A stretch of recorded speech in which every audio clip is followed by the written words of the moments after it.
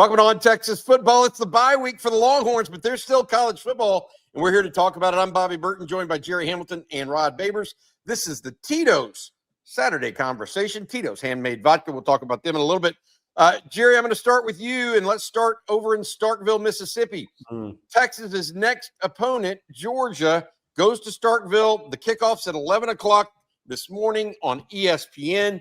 The Bulldogs, the Georgia Bulldogs, are 9.5-point favorites over the Mississippi State Bulldogs. Texas, of course, familiar with Mississippi State, just played them 2 weeks ago. Mississippi State got its first conference win in more than a year and a half against last weekend against Arkansas. What are you thinking about this game, and what does it look like for the Georgia Bulldogs heading into it, but knowing that they're Texas's next opponent? Yeah, one of the big things for this is Jordan Hall, the defensive lineman for Georgia, who was a starter for them, got hurt last week early against Florida. He is out on the injury report, and I don't think he's expected to play against Texas. We'll see on that. But that's a significant injury for Georgia, which is a starting defensive lineman who's had injury history since high school. He played at Westover in Jacksonville. Obviously, Colby Young, who was one of their top three receivers, is out for the year. But, it's an interesting line, 9.5 points, Rod and Bobby. Mississippi State hadn't been blown out at home this year. I mean, they lost in overtime to Tennessee. They beat Arizona State when Sam Leavitt was healthy. They lost to Tennessee in overtime. We know what happened against Texas. So 9.5 points is a pretty big number here that Georgia has to cover against Mississippi State that Vegas normally knows, but that's a lot of points. And I guess my take on this is Georgia's offense combined with is going to be good enough maybe to run away a little bit from Mississippi State, because obviously Texas slow start offensively against Mississippi State and had a big fourth quarter to get that game to where it eventually ended up being. I think Georgia's offense matches up pretty well with Mississippi State's weakness on defense. I'm going to take Georgia. I feel dumb. I'm going to take Georgia to actually cover this number and win by 10. What about you, Rod? Yeah, Georgia's definitely going to win, but I don't know. I think Mississippi State, because, man, they played so many teams, including Texas. They played them really tight, and they get Flav Bothwell back for this one, I believe. So they'll have Bothwell and Booth. That'll allow them to kind of get back into their identity offensively. They want to run the rock, actually, with those guys. But Georgia's rush defense is tough. It's legit. I mean, that's a top 15 rush defense. They actually don't pressure the passer very well. That's kind of one of their big issues this season. My man CJ Vogel put out the stat. They are 132nd in sacks in the country. It's hard to be with a Kirby Smart Coach D, but they'll stop the run. That'll make Mississippi State one-dimensional. Mississippi State being one-dimensional is going to be a problem for them. So, yeah, I'll take Georgia, but I'll take Mississippi State to keep within the number, man. They've been playing a lot of teams rough, and this one's at home, right, at Mississippi State? Oh, yeah. Yeah, they play their best ball at home. I'll go Mississippi State to keep it in a number.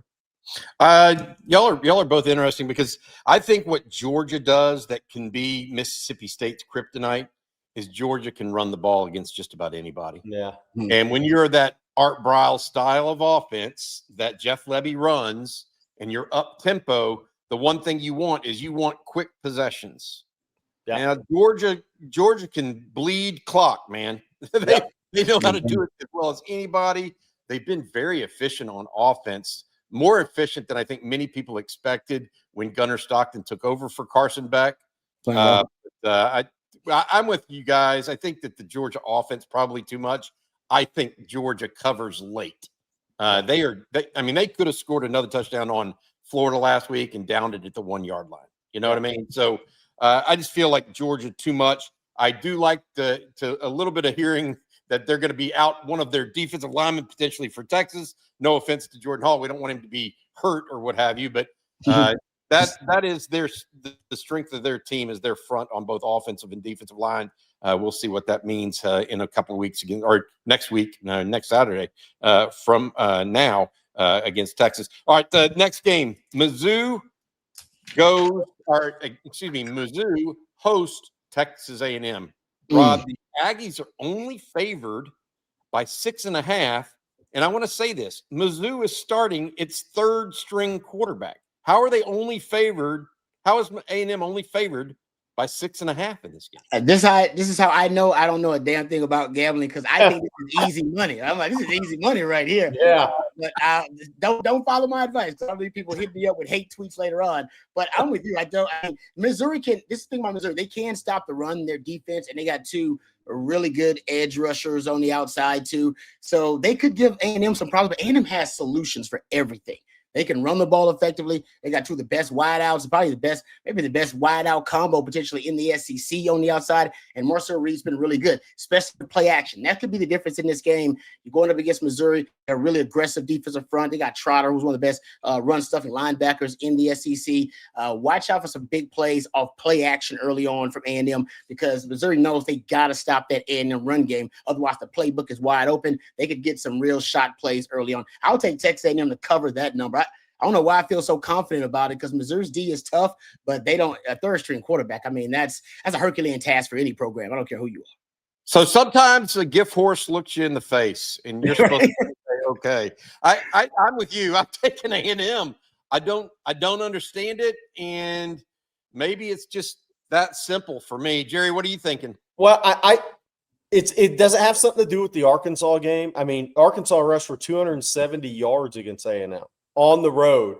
Are people not trusting A&M's run defense on the road is the question. They've definitely been a better home team than a road team. I mean, obviously they won at Notre Dame. I mean, defensively have been better at home versus the road. But I'm with you guys. I mean, that number 6.5, all we're talking about is an extra point here, and that's a cover. So I will take A&M by at least 7 in this game. Yeah, and look, here's the thing too. A&M, whatever happens the rest of their season, no matter what people think of their schedule, Texas was getting the same talk last year. Who's Texas played? Every quarterback's hurt against them. They still handled their business, and there's something to be said for confidence. And I think A&M's got the most confidence as a team they've had in, I don't know, since the RC era right now going in College Station. They have more confidence on offense than maybe since Manziel. Yeah. Overall, I would maybe lean back to the RC era as well. Yeah. But look, I think it's been since World War II since they've been 8-0, right? Yeah. So, I mean, I'm not exactly sure on that, but point is that's 2:30 on ESPN today, by the way. So mid-afternoon. The next game I wanted to talk about in the SEC that I think is interesting is LSU going to Alabama. In the preseason, people circled this game, Rod and Jerry, as the game maybe of the year. Garrett Nussmeier, that LSU offense supposed to be a better defense. Lo and behold, we're 8 weeks in, and Brian Kelly's kaput. Ty Simpson actually is the Heisman candidate, not Garrett Nussmeier. What do y'all think about this game? Bama only favored, and I say only by 9.5. That seems like a lot, but I'm going to get to a game later today, or later on a national game that has a bigger line than that. That's just unbelievable. But Bama at home, 9.5, 6:30 game on ABC. Jerry, what do you think, bud? This is a really tough one because Alabama has 3 SEC wins by a touchdown or less. Now, 2 of those have been on the road, right? I mean, so South Carolina just played them tight, 29-22, right? This is so tough when a coach gets fired. Now, Frank Wilson can rally troops, right? That's what he does. It's not like he hasn't been a head coach before at UTSA. This has a lot of meaning for Frank Wilson. I mean, whether he's an interim for 3 games and that's it, this is his dream job for 3 games at LSU. He's probably going to have these guys pretty motivated, and these guys are still planning for in their next NIL contracts, and that is there's something to be said for that. But am I really going to bet against Kalen DeBoer and Ryan Grubb? What's their record when they coach together? Yeah. I'll take Alabama. Yeah, me too. What do you think, Rod? Yeah, I don't know if it's easy money, but I think it's smart money. I'll take Alabama. When Ty Simpson has a clean pocket, I mean, he's one of the best passers in the country. I'm with you. I think Kalen DeBoer is just. I think he's one of the best coaches. I know he slipped up a couple of times there at Alabama, but for the most part, I mean, that guy has been money in college football. So I'll take the coaching advantage right now, playing like the quarterback advantage as well. I'll take Bama. They're just playing better football. I'll take them to cover that number.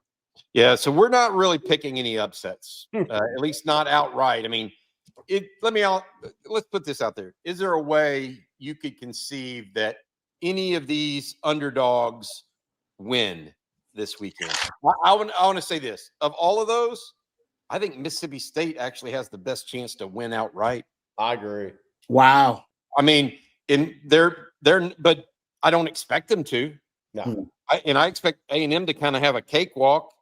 LSU doesn't. I don't think has a prayer against Bama, unless Ty Simpson all of a sudden becomes a turnover machine or something. Right. But interesting. Other SEC games, just briefly touch on them. Auburn, Vandy, 6.5-point favorites. Vandy at home. That's the 3:00 game on SEC Network. Florida goes to Kentucky. This is if you've ever seen a mass unit health report, literally Florida has 17 guys, I think, out for this game. It is great. 14 guys out, 3 listed as questionable. So think about that. Kentucky has their fair share, but they are coming off a win against Auburn last weekend. And then, Citadel versus Ole Miss. I don't expect the Cadets to put up much fight in Rebel land, I guess. So y'all have quick thoughts on Auburn, Vandy, Florida, Kentucky, Citadel, Ole Miss, Jerry? Hugh Freeze won't watch the game. He'll be on the golf course. That's one easy prediction. Put a line on that, and that's a win. Look, Auburn is really good on their defensive front.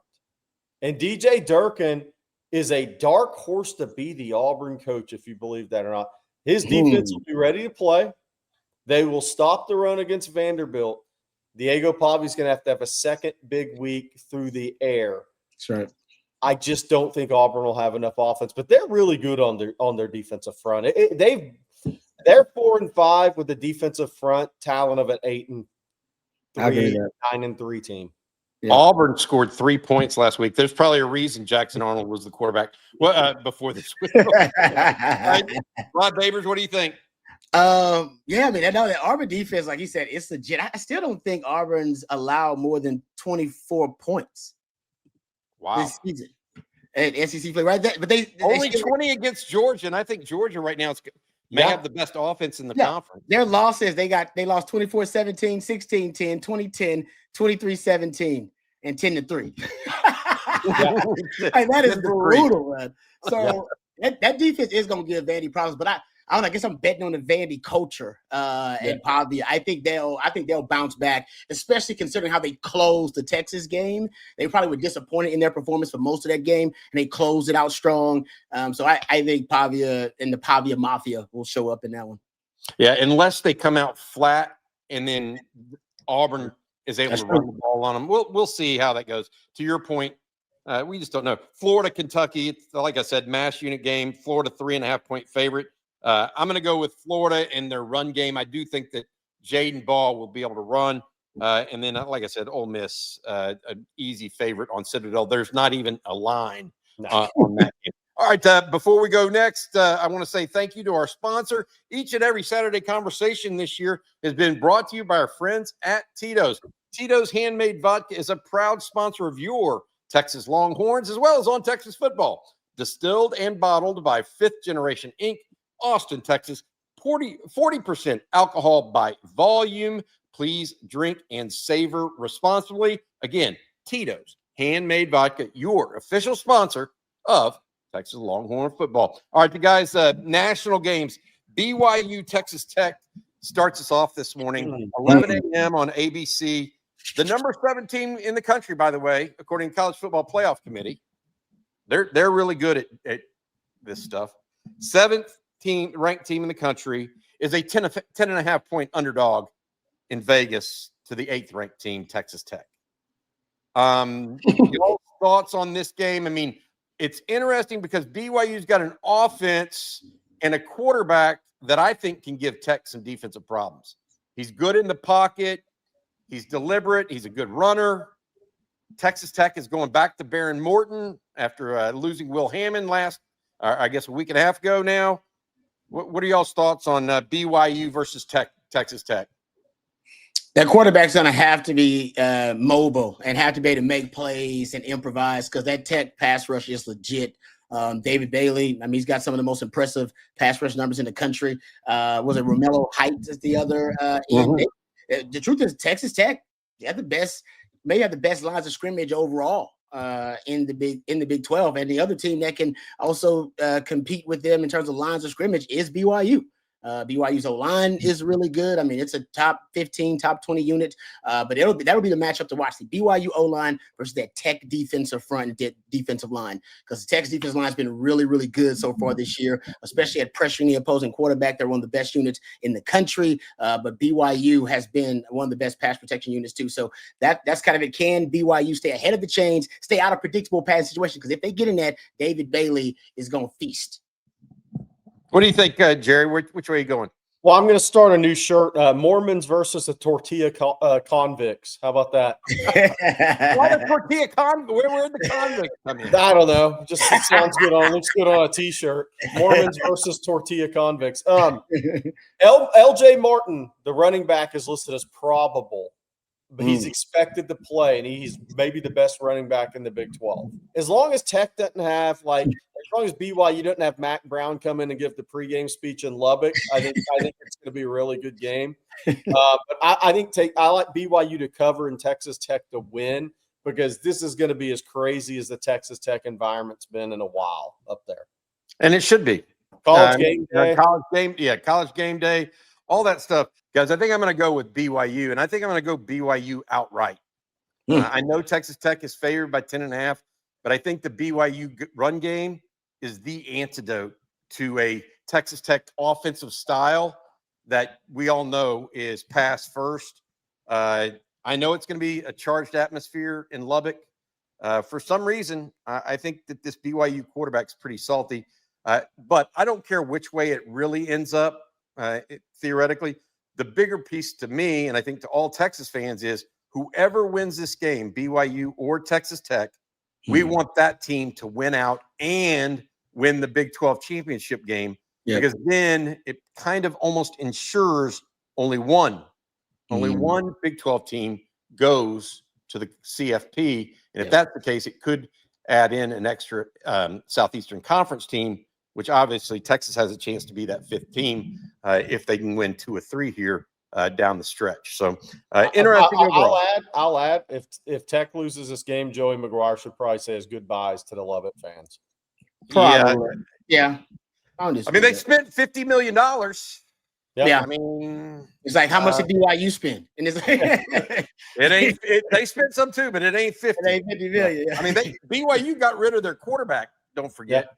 So we'll see how that all goes. All right, a couple other games that are worth mentioning. I think Oregon goes to Iowa. This is a sneaky game. Oregon favored only by 6.5. Iowa is one of those teams that you can circle and say, hey, they got a chance here to be a part of the college football playoff if they find a way to win out. Oregon already has one Big Ten loss this year to Indiana. They got spanked really at home. This one's an away game. We'll see what happens there. That's the 2:30 game on CBS today. The other game I wanted to mention, and I just can't believe that I'm saying this, is Indiana goes to Penn State. Indiana goes to Penn State, 11 a.m. kick on Fox, right? Big noon kickoff.